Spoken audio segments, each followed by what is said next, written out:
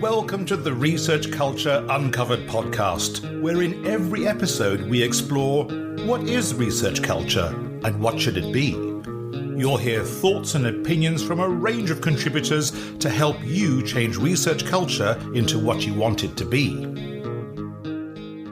Hi, this is Jed Hall, and for those of you who don't know me, I'm an academic development consultant at the University of Leeds. You're joining us in Season 5 of our Research Culture Uncovered podcast, where we're diving into the effects of research impact on research culture and focusing in on different topics to ensure those effects are positive. Today, I'm delighted to be talking to Professor Gehan Selim. Gehan is the Hoffman Wood Chair in Architecture in the School of Civil Engineering at the University of Leeds. She is also the Deputy Director of the Leeds Social Sciences Institute and was Fellow of the Senator George Mitchell Institute for Global Peace, Security and Justice in 2017 and 2018. Gehan leads the Architecture and Urbanism research group at Leeds, with her research covering interdisciplinary methods, bridging between architecture, urban politics, and digital heritage. She's leading several funded research projects with an extensive portfolio of empirical research in the Global South. Gehan is the author of Unfinished Places from Routledge in 2017 and Architecture, Space and Memory of Resurrection in Northern Ireland, also from Routledge in 2019. Gehan, welcome to the podcast. Thank you, Jed. Thanks a lot for the introduction and for inviting me to the podcast. You're absolutely welcome. You've just finished a project with other colleagues from the Leeds Social Sciences Institute to develop a co-production toolkit. Co-production is something I'm really fascinated by, but before we get into the detail, please could you tell our listeners the background to the Toolkit project, the discussions that led up to it, and why you all wanted to do it in the first place? Yeah, sure. So let me start with a little bit of background about the co-production network at Leeds, which was established originally by Adam Crawford in 2019. Adam was the previous director of Leeds Social Sciences Institute, and it all started through a collaboration between LSSI and Larry, which is Leeds Arts and Humanities Institute at Leeds. So what started in 2019 was a series of interdisciplinary seminars titled Engaged Research and Rethinking the Co-Production of Knowledge. And out of that series of 5 workshops and events, we ended up with 200 cross-institutional participants and 80 members by 2021. And this is really how things started to evolve into a more of a formal network. I was part of the network when it was established, and I took over the network leadership from Adam when he left, and when I became the deputy director of LSSI. So the main aim of the network at that time was to value the multiple forms of knowledge and believe in the importance of research co-production with individuals and groups. And by that, I mean academics and non-academics equally. And this was happening through engagement and mutual channels of communication. So we were trying to build the culture of collaboration and delivery impact through co-production, and also a way to promote and share the values of its methodologies and approaches in very challenging situation in order to learn from professional communities, engage with civil society organizations. So it's a way of taking researchers a little bit outside of their comfort zone of their research environment into working with other non-academic partnerships. So one of the very significant outcomes that came out of Adam's work at that time was developing a manifesto for change, which was basically a statement for an institutional culture for co-production, not also in Leeds, but outside the institution as well. A lot of challenges were presented in the document, confronting researchers engaged in co-production with diverse partners. And it also conveyed tangible learning and recommendations to inform the essential institutional, political, cultural shifts in understanding what are the conditions to employ a co-production and participatory research approaches as well. So following that, we had a wider group discussion in 2021 to look at areas of focus to see how can we frame co-production within Leeds and how really we want the network to go and develop. What are the kind of excellence that we would like to drive forward. There were a lot of really valuable ideas coming out of those discussions, but the obvious need was to consolidate the outreach and dissemination of co-production. Particularly, we wanted to reach out to early career researchers interested in using co-production methods, or maybe if they haven't used it before and really interested to know more, but they don't know where to start from or what are the right teams to connect with, don't know what is the starting point. And here came the Research England fund we received at LSSI in 2022, where we used the money to expand on the ongoing work of the co-production network, LSSI. So we started by scoping the use of co-production across the university through multiple arenas and channels. We mapped existing co-production research across the university. We wanted to increase academic capacity within and beyond the existing networks at Leeds. We created an online interactive platform to showcase best practice methodologies and share knowledge. We also wanted to grow the network and grow its members. So that was really the kind of objectives and aims of how we utilize the funding from Research England to progress, to further progress with the network in Leeds and outside of the university as well. The scoping activity was extremely useful because it helped us to identify the breadth and diversity of ongoing research practices, knowing who is doing what, knowing what are the methods used, and getting everybody engaged. So we need to come together. We need to share our knowledge. We need to share our successes, our failures as well, to know and learn from that. So that was the main idea of using the fund from one aspect. But the second major aspect was developing the co-production research toolkit, which was the first toolkit as part of a suite of resources for participatory research capacity to learn how co-production works and what does it mean.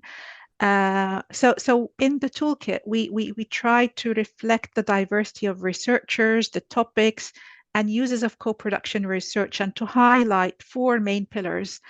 To highlight best practice, and we did that through providing case studies, exploring research findings. We also wanted to identify common challenges and offer practical solutions in approaches and methodologies.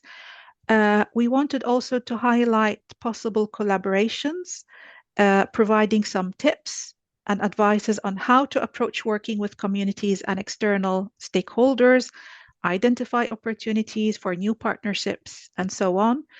And finally, for the toolkit to act and serve as a point of reference for researchers interested in co-production and help develop the new channels of networking, knowledge exchange. So the toolkit was structured in that way to help academics understand what co-production means and what it looks like in different contexts. And now we have completed building our external facing platform, the website on LSSI, and all the resources are there. So in a nutshell, we just tried to provide and to plan a toolkit that is simple, meaningful, and accessible. This is how we use the funding. That's brilliant. And listeners, we've put a link to the toolkit in the show notes. So if you're excited by that, please go and check it out. And if if you want to engage, I'm sure Gehan would love to hear from you. Just taking a step back from the toolkit for a second, but staying in the realm of co-production, there's a lot of kind of co-terms, so collaboration, participatory research practices, etc., that kind of spread across different research areas.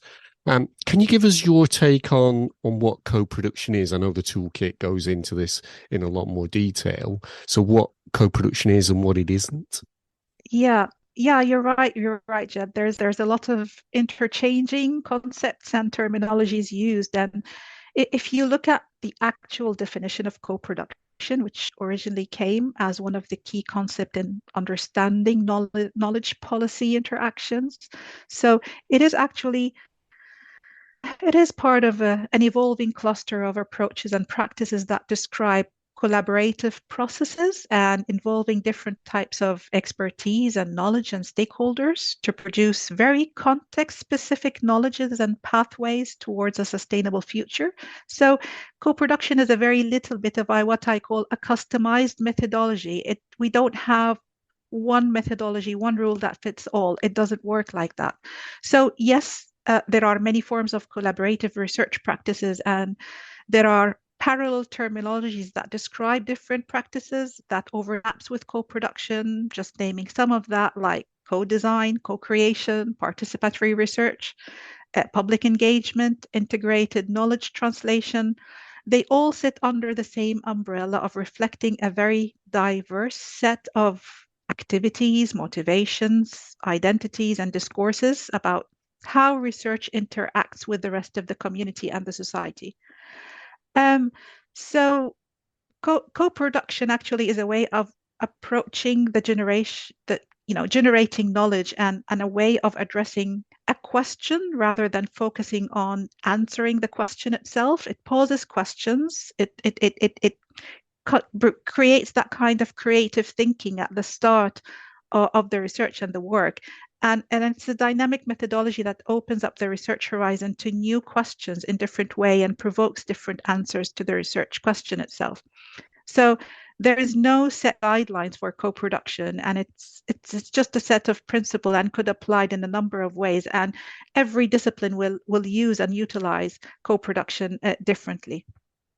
But that said, co-production is really helpful as a possible way to implement a good way of involvement and engagement with the parameters that we are working within. And it's just the way to try to achieve the right and the proper impact if we are able to do. But, on the other side, when we mix up co-production with participatory research, which is participatory research in its own, it's more of a theoretical and methodological tool for engaging different narratives and voices, past and present, and also accounting for potential action and change.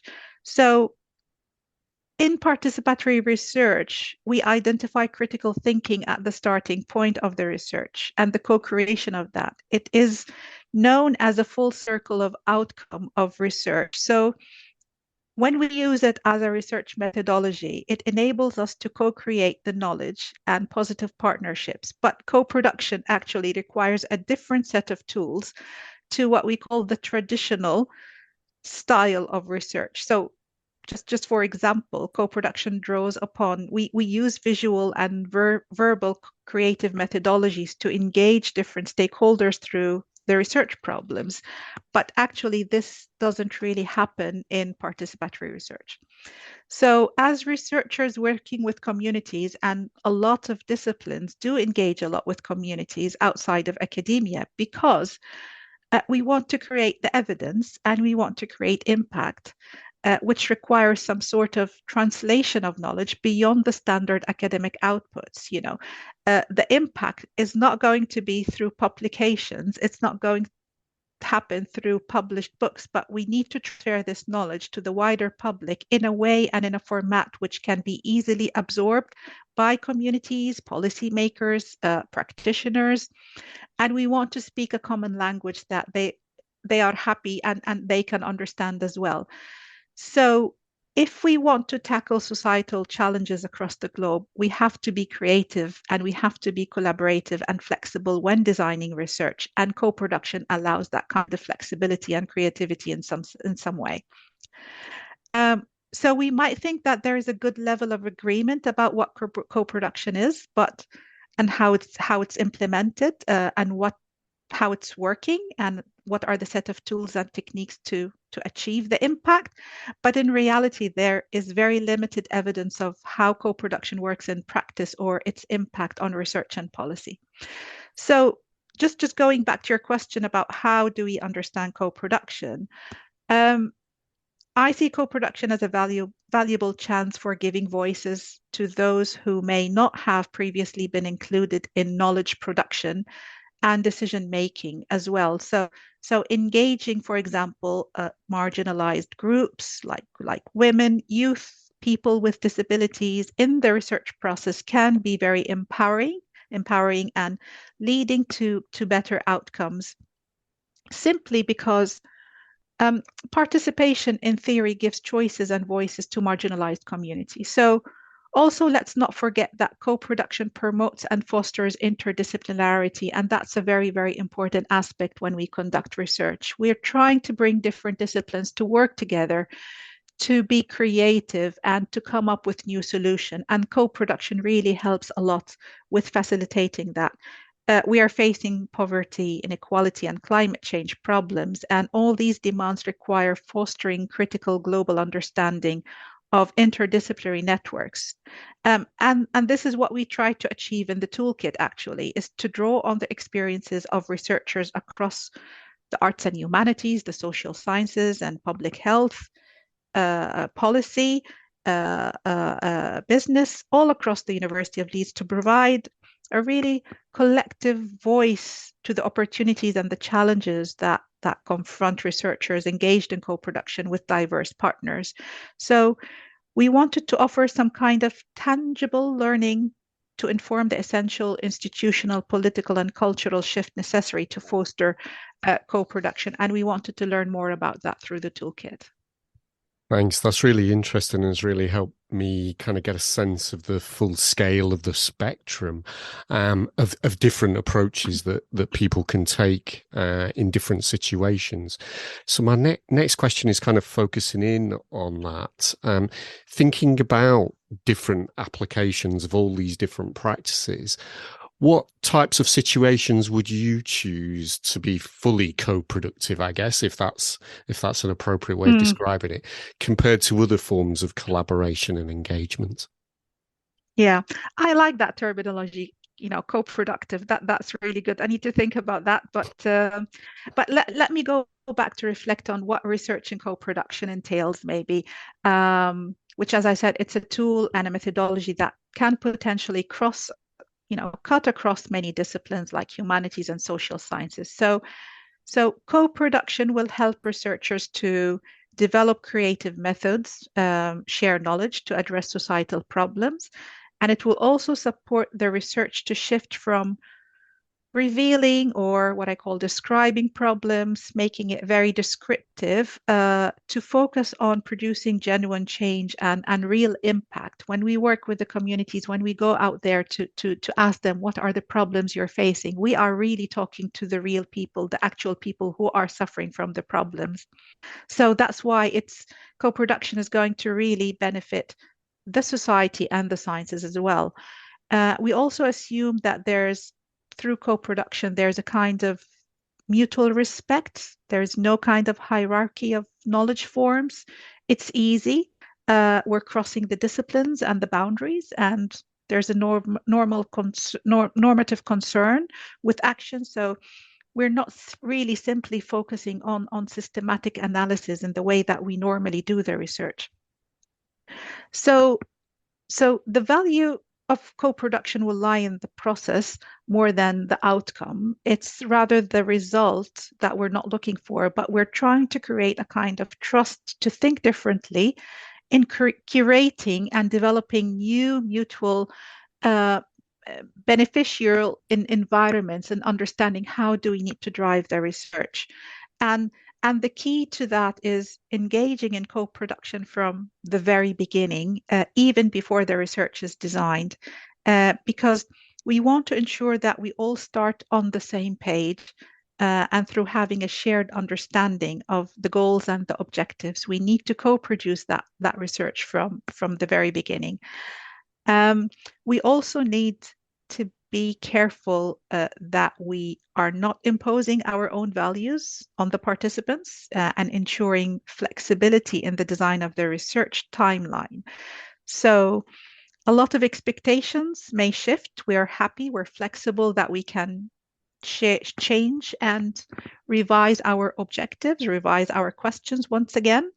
But we're also driven by sometimes personal motivations of what drives certain elements of co-production is that people really want to see the change in the different perspective on the horizon. But if we can harness the commonality that motivates the change, even though the people may come at that change from different perspectives, but it itself very powerful in moving forward.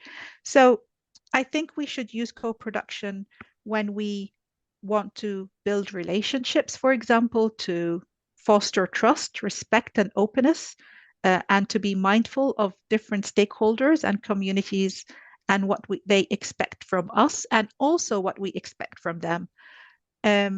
We also look at co-production when we want to create partnerships, equal partnerships, and for them to become inclusive through valuing all stakeholders equally and giving them a space to be open about their expectations, which in my view is a key to approaching co-production and a key for success of co-production as well. When our research requires obtaining voices to be heard, co-production is very essential to be in that kind of equation of methodologies, definitely, because it recognizes the expertise of everybody involved and provides a safe space for stakeholders who are directly impacted by major problems and challenges to voice their opinions and experiences. And these stories, we will never obtain them. We're never going to be able to Google them or find them in a journal article. It will just come from the people who are suffering, from the people who are facing the problems. And actually, those are the people who probably will have the solutions for the problems. We also use it if we're looking for better research outcomes, from my experience of employing co-production as well, because simply it ensures that the values and needs of different stakeholders are accounted for and also really taken into consideration. We do engage with a lot of people and communities deeply to understand the core of the problem and to have a better and clearer understanding of how that problem should be approached. And by engaging with different sectors of the society, the co-production at that point will help to reduce the risks of what we call parachute science and eliminate this idea that researchers from wealthier countries come with the solutions, ready-made solutions, to collect data and return and to go and publish the results and full stop. We never go back again. We never communicate the impact. We never communicate what are the solutions. We just disappear. And I'm talking about particularly if that's a funded project. Once the funding stops, we literally disappear, unless that kind of sustainability of resources that will help us to go back and continue that kind of relationship, that trust that we have built over the years and over the time. Sometimes we're successful in doing that, and sometimes we're not. And really, for researchers, we are really held by the funding and where that goes. So. A lot of challenges, but we need to understand what are the problems, and we need to be very careful about how we address them from the start. Yeah, that's that absolutely. The people we work with are the most important people in this space, aren't they? Sure. The toolkit explores, I think it's 16 different case studies, including yours. Can you tell us what you learned from other researchers' practice in leading this project?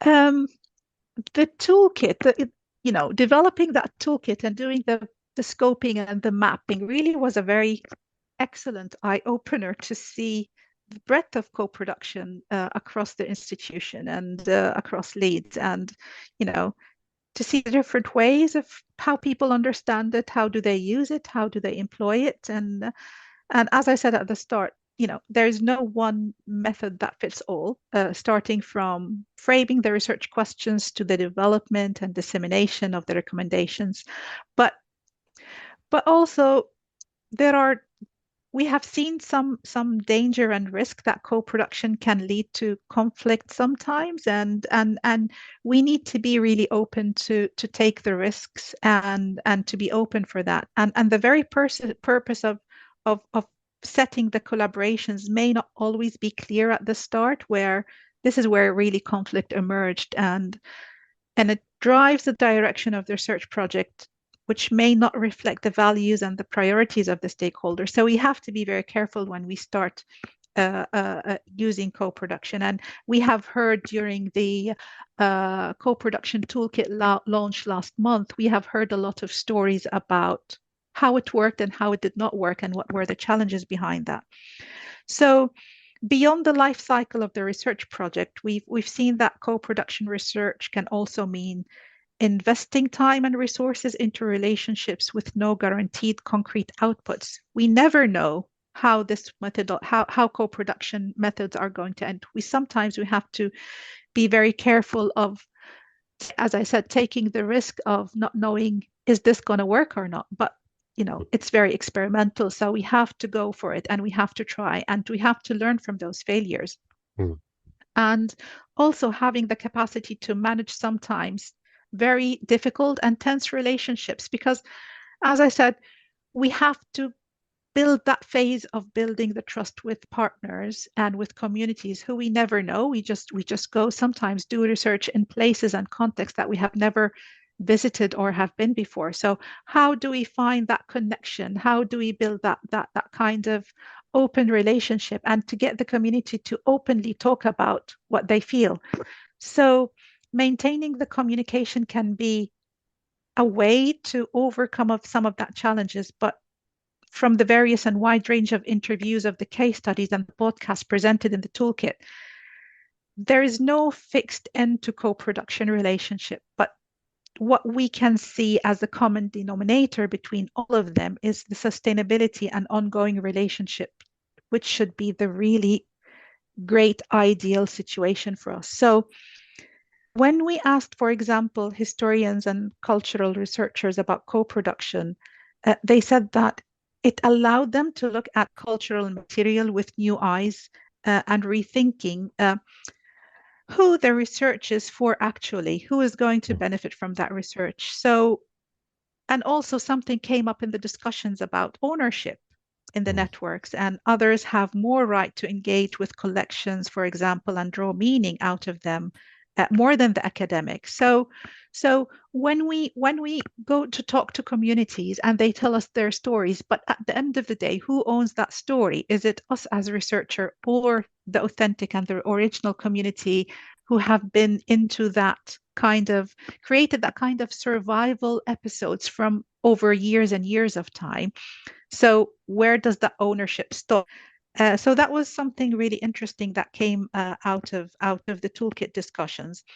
Another example was Adam Crawford's research on urban policing, looking at not just what the police do, but what public sector and voluntary and private organizations do around policing and how they interact together. That was really interesting, because that work was a research-based collaboration between the N8 universities and police forces and Office of the Police and Crime Commissioners. And the co-production approach that he adapted also involves stakeholders through the life cycle of the research design, by thinking through the nature of the problems and how to understand them and how to try to solve them as well. So engaging both service providers and service users throughout the research was really crucial to co-produce the questions and the methodologies, and managing the different values and the needs out of that. One other fascinating example that really struck me was on the example of the gender and resistance to violent extremism. That was a project in Kenya that used body mapping as a form of embodied storytelling to understand how men and women perceive and resist violence in their everyday life. That was a really exciting methodology where they used visual methods like participatory mapping, photo voice, or season calendars and day schedule challenges and diaries uh, with the community and giving them a voice to find how difficult it is to articulate verbally and support different ways of communicating their ideas and their thoughts that enable that conversation to happen. So it's not easy just to go and talk to people and they will just come to be very open and talk about things. But I think the visual methods they used was really exciting and interesting of grasping the root causes of the problems and understanding what are the proper solutions for that. We also learned from Jen's work that creative research allowed her to produce research that has been accessible and lots of different people can input in different ways. And this is where the voices of the community is very important. So we found from some of the cases as well how co-production helped to break down the power of hierarchies if it was done in the right way. And that's by valuing the different forms of knowledge and experiences. But also, it supported some of the researchers at Leeds to decolonize research, which is also a very important keyword that we are really using now, to tell the other side of the story through problematizing how knowledge is produced and value. So really, these discussions about co-productions are happening at the same time as discussions about decolonialism and how we decolonize the knowledge.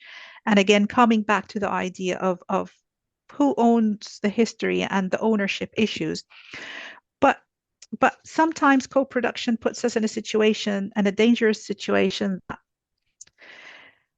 being very optimistic and very ambitious about what co-production is and what it can do. But actually, yes, there is an obsession with impact and the tendency that projects can change the world, but co-production can be seen as a realignment of all these challenges. And we need to go back to sector leadership and say what is needed to do research effectively. And we need to challenge ourselves on what we can deliver best and reflect on our practices.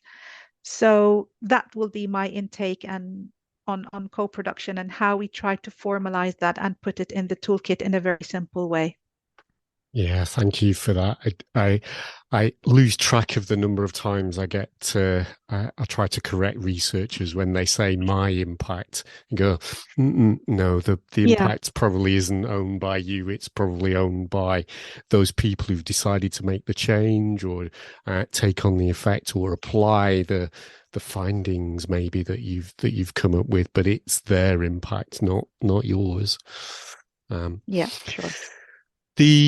We're fast running out of our allotted time, unfortunately, and you mentioned in your previous answer some of the challenges and things to take care of when you're entering into a co-production project. So my kind of final question is really to try and distill some of that advice down for a researcher and an external partner who might be entering into a co-production project for the first time. So what would you say to them in terms of here's how to set it up and here's the right way, some of the ways to think about, some of the questions to think about to make sure the relationship starts off well and continues? Yeah, excellent. Thanks, Jed. That's a very important question. And I think that concludes the entire process of what we're trying to do and what is the purpose of the co-production network? What do we want to achieve out of it? And as I said, we simply do not know which strategies are the most promising for collaborative research. We don't have a formula for that. But, we need to know and to learn what are the best ways to keep stakeholders engaged with the process and under what circumstances should co-production should be, when should we use it rather than, we just embed it and force it on our research work. So what are the types of infrastructure that needs to be in place? So there are two really important things to consider: whether co-production is likely to be useful in helping the research meet its aims and strategies and impact and objectives as well, and whether if there's other approaches which are more likely to help achieve those aims. So is really co-production needed, or is just an imposed element? And I'm saying that because, we know co-production is becoming like a buzzword now. Oh, co-production, co-creation, participatory research. But a lot of researchers, some researchers really don't understand what are the borderlines between each one and the other, and where this is going to, how this is going to help their research. So we need to ask ourselves, what is everyone bringing to the table when we have co-producing research with partners? For example, policymakers and funders bring money, they bring knowledge to the context. There is a lot of pressure for providing answers. Researchers bring topics and methodologies and expertise. But how is this helping everybody to progress?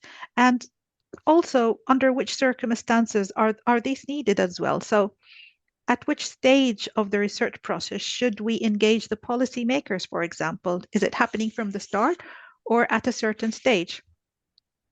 So research organizations and funders need really to consider how to create and support leadership and infrastructure for co-production, because looking at funders like HRC, for example, sometimes there's little appreciation of using co-production as a method because we don't know what the outcome is going to be. So we're not able to set and predict the outcome because co-production doesn't support that. So in a nutshell, my advice for early career researchers, for example, of what we learned about co-production so far is, first of all, look for alternative ways and approaches. If things are not working as planned, because co-production is experimental, as I mentioned, be flexible that you need to change and adapt the research all the time until you defined method and formula that works for you and for your project. Test your approaches all the time through a variety of scales and talk to the community, ask them about feedback, because the toolkit reminds us that we are basically working with people and dealing with relationships. So they have to be at the core of that discussion all the time. Also, the funders have not been looking at co-production as a strong tool for research methods and driving projects. So the question is, how can we change that perception, and how can we make that understanding shift in terms of its assessment and what works and what does not work? So how the action of change as well can provide the values that we are established at co-production, because there's always an interesting aspect about methods, but we still need to explore how to give back to communities and use co-production to create positive change for everybody involved. So that will be my big advice to them. Thank you so much, Gehan, for such an interesting conversation. I wish we had more time to go into lots more aspects of this. So thank you for sharing your thoughts on co-production, and actually not just your thoughts, but all of the researchers involved in producing the toolkit. And I'm sure it'll be a really valuable resource to people in the future. And I just wanted to thank you also for kind of making that final point about delivering impact that is equitable, that it's fully built into the process that we're going through. So that for me was my kind of takeaway, and one that I really sits with my values. So thanks very much for finishing on that. And thank you very much, Jed, for this conversation. It's really good to talk about work and research, and to bring all the people and the network and the researchers into that mix. And I think working on the toolkit and the co-production work has been a really exciting and a real pleasure for me as well. So thank you very much for the opportunity to talk about it today. You're absolutely welcome. And thanks, listeners, and thank you for joining us today. Thanks for listening to the Research Culture Uncovered podcast. Please subscribe so you never miss out on our brand new episodes. And if you're enjoying the discussions, give us some love by dropping a 5-star rating and written review, as it helps other research culturists find us. And please share with a friend and show them how to subscribe. Thanks for listening, and here's to you and your research culture.